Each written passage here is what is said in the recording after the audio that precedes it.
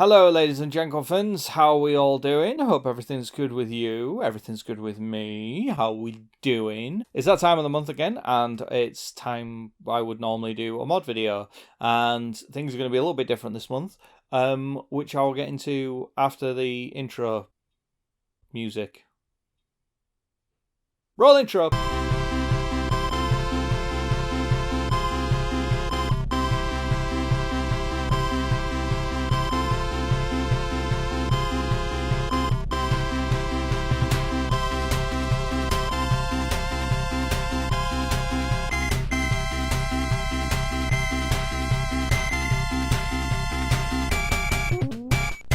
I was going to do the PlayStation 1 mod this month. That was the plan. It was going to be PlayStation 1 mod, get it done, get it up, sorted, bish bash bosh, after the horrendous failure that was last time. What the hell is even that? But that's not happening for reasons which I'm not going to get into. You'll find out all about that when I actually do the mod. That put me in a bit of a sticky wicket as to what I was going to do for this month's video. Because I mod things and fix things and play around with things, people send me things to fix and to mod and to do, or they just nag me. A good IRL friend of ours called Simon, who we've known for a very long time, he had a busted Xbox controller. Seeing as he 3D printed the X-Station cover, which I've not used yet, favours for favours, I was like, yeah, no worries, I'll have a look at it. And I thought, maybe I can get a video out of that. And then earlier this year, me and Simon also went to the Northwest Computer Museum in Lee, and I sort of filmed that as well, thinking that might be a video. Today's going to be a mongrel. So it's going to be kind of a bit of a mishmash, all to do with Simon, apparently. This is Simon's video. I don't know, hopefully I can make it entertaining and fun and interesting. Who knows? This is the controller we're having a look at. It's in an awful blue and white colour scheme. Absolutely horrendous. Presumably there were no other colours available because that is a minging. Apparently it is suffering from stick drift. Quite severe stick drift. I'm not entirely sure which thumbstick it is, so we'll check that out and try and work it out. He's also sent over a replacement thumble controller thing, you know, the whatever it's called. It has a name. It's a motion tracker, whatever they're called. I don't know what they're called. Potentiometer. He sent over another potentiometer, and he's also sent over two of these, which look, there they are. They're in the bottom, and they're called aim pots. It doesn't look too hard to strip it down. It looks like an absolute nightmare to put it back together again. Because there's lots all compacted into a tiny small space, and you've got to get everything in the right order, so it's probably going to cause problems, I would have thought. Foreshadowing. But yeah, we'll take it apart, see what we can do. The Northwest Computer Museum is in Lee, which is the largest town in the UK, which is not on any mainline railway network. Look at this sorry, miserable, squashed thing. So that's a thing, apparently. It has a canal next to it. So anyway, yeah, it's sort of situated somewhere in between sort of Manchester and Wigan, and then kind of St Helens. If you draw a triangle around Manchester, Wigan, St Helens, it's kind of in there somewhere. I don't know what we'll do first. Let's start trying to work out what's going on with this controller, and then we will go from there. So she's all hooked up to the computer now, so we'll be able to test and see what's going on with it. And there are some really, really good diagnostic tools out there that you can get, which will tell you exactly how the sticks are behaving and the stick drifts and things like that. I don't have any of those. I'm going to use GTA 4. And away it goes already. Yep, we have pretty obvious stick drift there. So if you watch the left thumbstick, that's this one here. This controls the upsy downsy. And we're going to put it about... And away it goes. She's not centering anymore. And even when it does center, it'll stay like that for a little while. And then, yeah, away it goes and it starts drifting. So fairly classic stick drift on the left thumbstick. So we will get to fixing that. I mean, sometimes it can actually just be a clean. But seeing as we've got a new potentiometer and we've also got a new aim pot, we can just change both, and all being well, that will fix that, and everything will be groovy. So step one for taking apart this ghastly looking controller, we need to take off the little back panel, which is where the batteries go, and then we need to get a spudger out to kind of lever out these two kind of blue side bits here. They're held on by nothing but bile and vitriol, and they're very painful and very difficult to get off, but you just kind of have to get something in there, just give it a good wangle around, and then all being well, it will pop off in a rather spectacular fashion. When we've done that, we need to undo 5 screws. There is one in each corner of the controller, one on each side at the top and one at each side at the bottom. These are fairly straightforward, or they should be. Then there's one that's located just beneath the stick here, so you have to void your warranty, pop sticker, and then there we go, we can get to that one. Now I had a slight problem with this controller in particular. So one of the screws had kind of a little nubbin in the center of it, which is where it was cast, presumably, that's not been cleaned out probably. So it was time to take that to the dentist. And with that, it came straight out. Then from there, we could just pop off the front cover and get rid of that. And we could pop off the 2 little nubbly things, which your thumbs nubble. Wiggly, wiggly, nubbly, nubbly. Then this top bit falls off, and then we can get rid of this back piece as well, and then we have the kind of internals of the controller. So next we're going to try and take out the rumble motors, and these are just kind of wedged in there really rather awkwardly, and they're quite awful, and they tend to snap the wires when they come off, as you can see there, so that's going to need soldering back on at some point. So now we're going to just try and take out the main circuit board. I did kind of want to try and disassemble it as little as possible, but as this kind of went on, I started to find that there were screws that were hidden underneath other screws and so on and so forth, and I wanted to try and keep the 2 boards connected together. Unfortunately, you can't do that, so it is just a case of kind of just keep unscrewing all of the screws, and they will eventually all just kind of come apart, and then both boards will fall off the controller. So there's a lot of wires that kind of all go around and kind of connect through to various bits on the front, and I kind of looked to see if that was a possibility that we'd be able to kind of undo them without causing too much of a hassle, and kind of realised that that was not necessarily going to be the case, and then everything all fell off and made a mess everywhere. To separate out the 2 boards, you just get a little screwdriver here, and then you just kind of pop off these little 2 antenna connectors, which are for presumably Bluetooth or something like that. They're just held on like by friction, so you can just pop them off, and then you end up with 2 separated boards ready to work on. I decided to label up the wires and then unsolderize all of those on either side. So in total there's 4 on each side. There's 2 that go around to the front, and then 2 that are connected to the rumble motors. And then that just leaves us with the board that we're going to be working on. So now that I'd identified which thumble mover it was that needed to be done, it was just a case of then going around all of the connections that were holding it in place, heating them up with a soldering gun, and then using the desoldering popper gun thing I got from Amazon, and just kind of just heating it up and then just popping away and trying to clear as much of the solder as I could. And that was kind of about it, really. I got so far with this, but it was kind of proving a lot trickier than I was expecting. Okay, so a couple of these pins are proving somewhat difficult to get out. On the tutorial I was watching, a guy said that the holes that they go through, there are 2 different types. There are the ones where, you know, they're nice and open and they're easy to come out, and there are ones that are like really tight and really difficult. And his exact words were, if you can get this out in one piece, then you're a better solderer than I am. As I'm not a better solderer than anyone, I'm going to have to do the other way of doing it, which is a little more destructive. So this will be a good opportunity to head over and look at the other part of the video while I snip the living shit out of this. I've got my truck back, so we're going to christen it by going for a good old long trip over to Manchester to go to the Northwestern Computer Museum.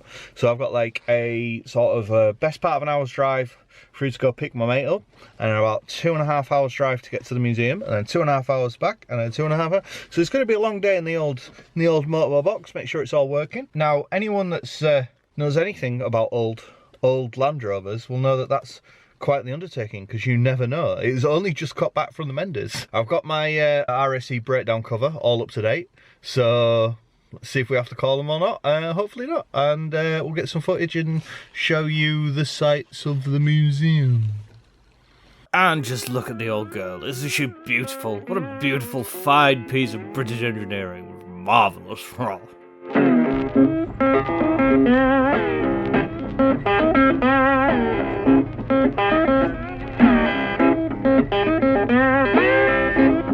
We've just just wandered around the services for a solid 15 minutes looking for a Burger King. Even asked for directions, which were wrong.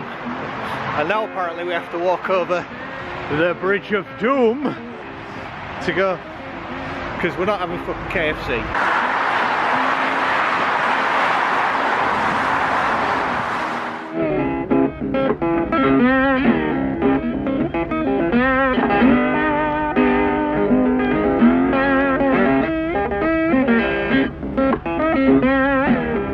So we appear to be on an abandoned industrial estate, but there is a sign for it, so we are here. And there's also a local gaming store as well. So the Northwest Computer Museum appears to be in a giant converted mill of some sort. Well, not in all of it, but it's certainly inside this great big huge behemoth of a building here.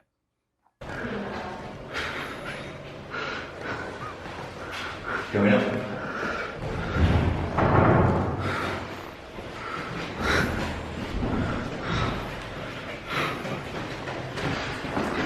Right, back to the controller. The next step was to very gently and very carefully remove the potentiometers from their plastic housing next to the joysticks. We want to make sure that we're very careful with these because they're very delicate. And then after that, we're going to then remove all of the other bits in a very gentle and sympathetic fashion.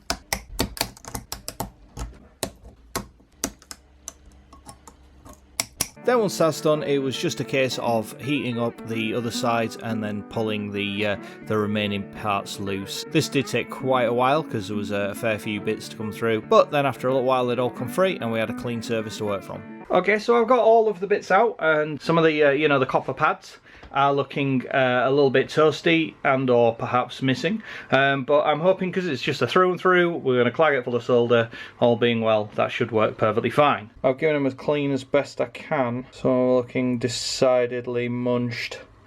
Hopefully, like particularly like this one at the bottom here, like yeah, that just looks burnt off completely, but I'm hoping, like I say, we flag it with enough solder and that'll just work. Right, so these are the root cause of stick drift. Okay, and there we go. You see, it's actually usually just one of these two little green things here. Inside of these is what's called a potentiometer. You kind of pop that off there and you can kind of see there's like a weird, I'm not going to dig it out because it's very fragile, but there's a weird little turny thing in there. And the problem you have when you're replacing these is that every single one of these is unique and is individual. And when a controller is made in the factory, they're put onto a jig, and then there is some sort of specialist software that they use, which then updates the firmware on the controller, sets the dead zones, and basically sort of calibrates the controller. Now, that software has not been replicated and is not open source. So, by just replacing these, you probably won't fix the problem. You might be very, very lucky and it might be perfectly centered and it might work perfectly fine. The chances of that are slim to none. So just by replacing these, chances are you're not going to fix stick drift problem. I saw one tutorial where what the guy said you should do, so you see these little nibbly things there, there's one on each corner, there's one, another one there, and what you need to do, what he was doing was snipping those off. He was then soldering in the majority of the actual component.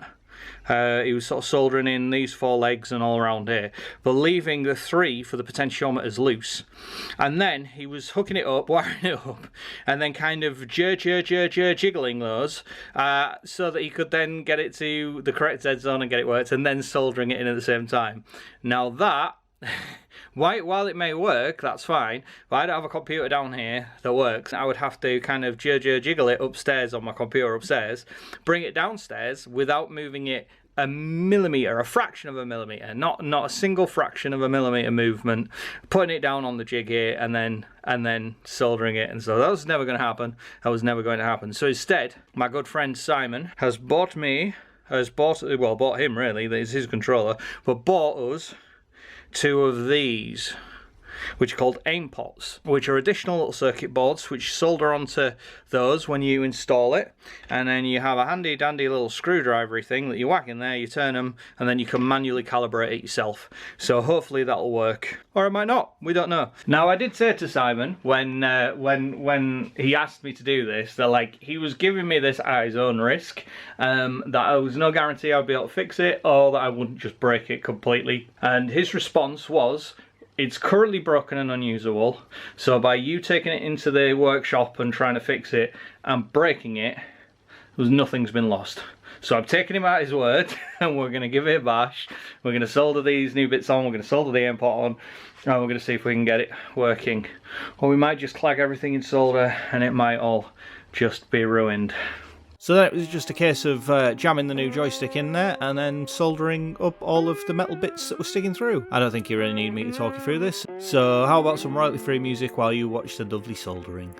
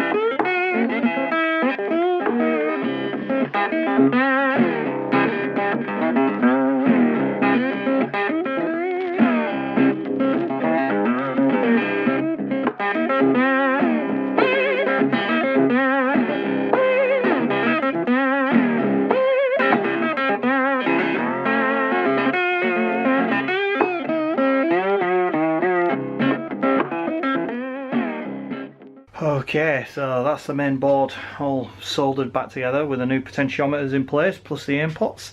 Kind of looks okay, I think. Well, we'll find out when we come to test it, won't we? But next I need to try and put it back together again. But before then, let's go back to the computer museum.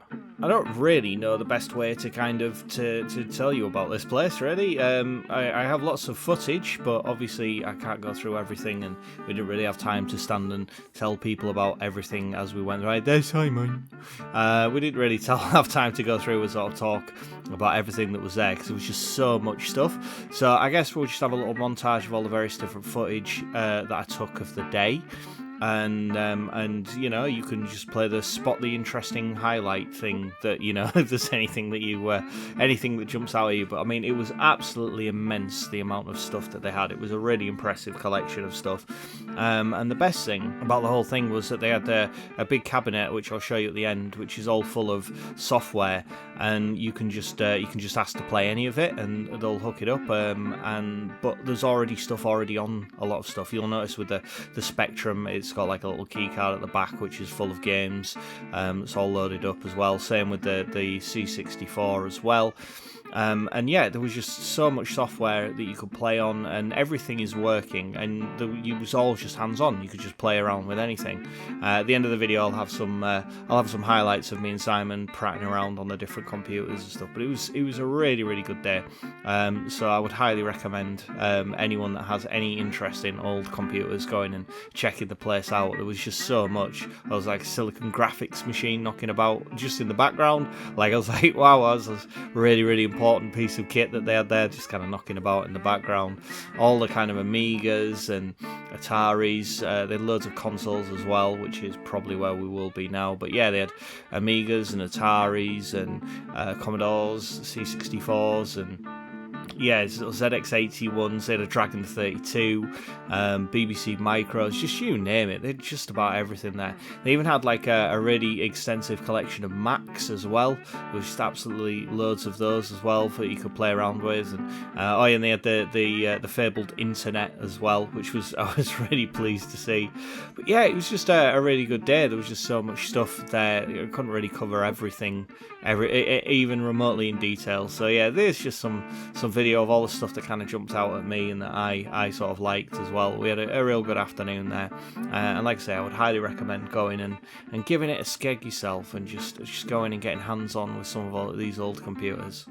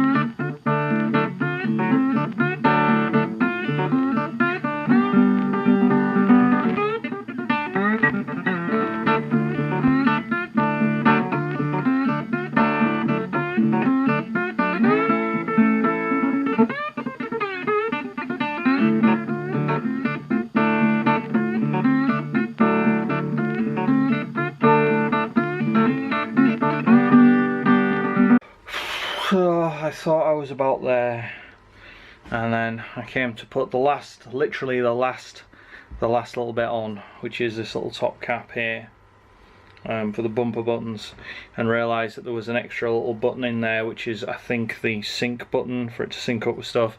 I was like, oh, that just slots in the top.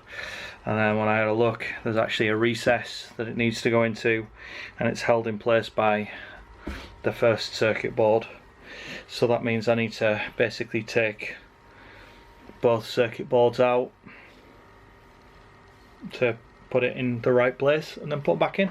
And I thought, oh, maybe I can just undo a couple of the screws and then it will just lean forward. No, I have to undo the top screws for the top one, and then all them screws for those ones, and try and do it all. And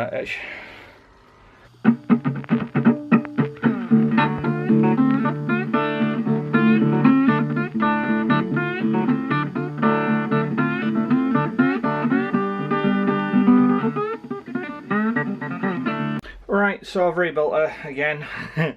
Everything seems to be clicking and clacking as it should do. As you can see, everything's all in its place and it's all, as I say, clacking as it should do.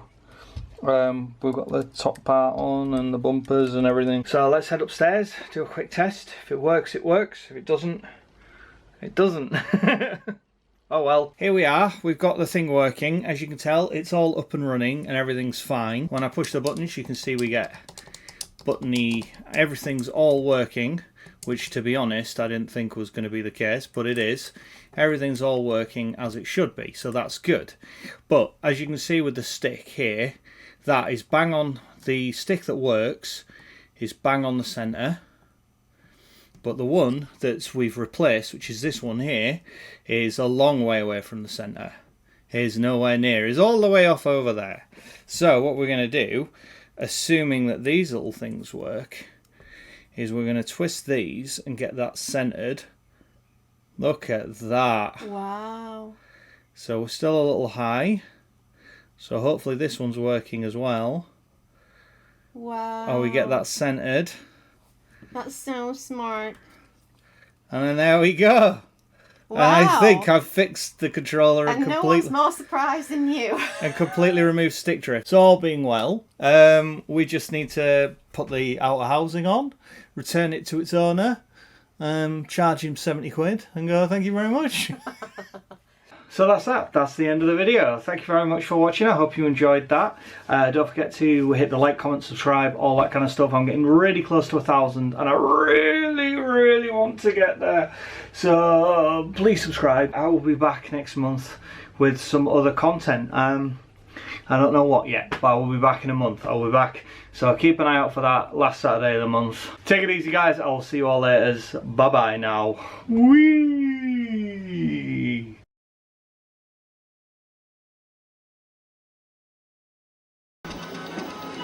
Are you also going to get yourself a printer?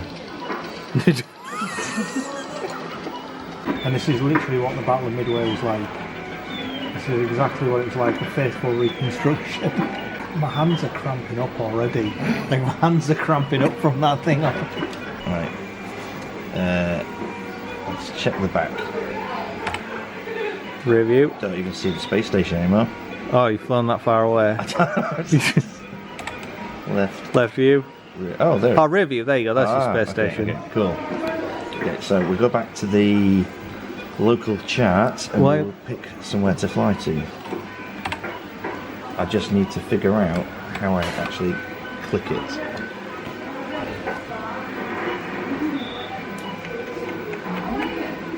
A? Maybe?